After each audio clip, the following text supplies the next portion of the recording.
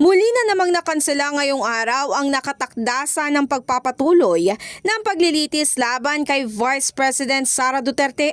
Kaugnay nga nito sa naging press conference kasama si Senate Impeachment Corps spokesperson Attorney Reggie Tonggol, inamin nga niya na medyo delayed na ang schedule ng paglilitis laban sa Vice Presidente. Meron tayong 31 days for Article 1 and hindi pa tayo gaano nakakakalahati sa mga witnesses na ipipresenta ng prosecution.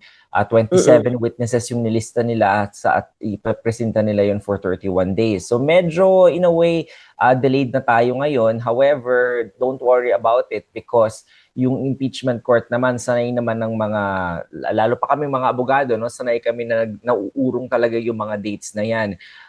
So yung number of days na allotted for the prosecution will just be extended and will eat up some of the days that the nakalaan naman doon sa depensa at uurong lang naman yung number of days ng depensa. Ayon pa nga kay Tonggol, kabilang naman daw sa maaaring ikonsidera ni na Senate President Win Gatchalian at Presiding Officer Cheese Escudero para mahabol ang mga nawawalang araw ay ang pagsasagawa nga ng paglilitis, ito'y tuwing Huwebes, Biyernes o di kaya Sabado. Alam ko yung pinapatunguhan mo na tanong, no, kung magkakaroon ba ng session ng Thursday o Friday or Saturday. Of course, that is always under consideration and advisement at makalalaman natin yan if yung Senate President at yung Presiding Officer would rather opt to have extended days, parang mga make-up days, or will just continue on and then just extend it at the end na lang, sa huli na lang tayo magdadagdag. Kasi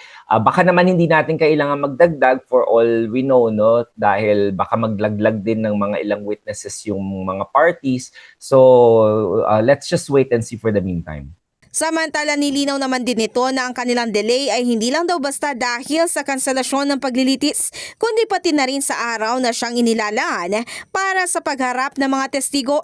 Ayon sa kanya, sa kanilang naging plotting daw noon, inaasahang makakatapos sila ng isang testigo kada araw. I think 6 witness pa lang tayo ngayon, no? Susunod, so dapat mga nasa 9th or 10th witness na tayo out of the 27 witnesses.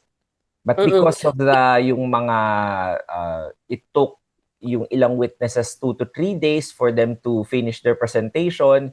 So talagang naurong tayo. Sa huli naman, naniniwala si Tonggol na nangangailangan ng group effort para tuluyang masolusyonan ng problema hinggil dito.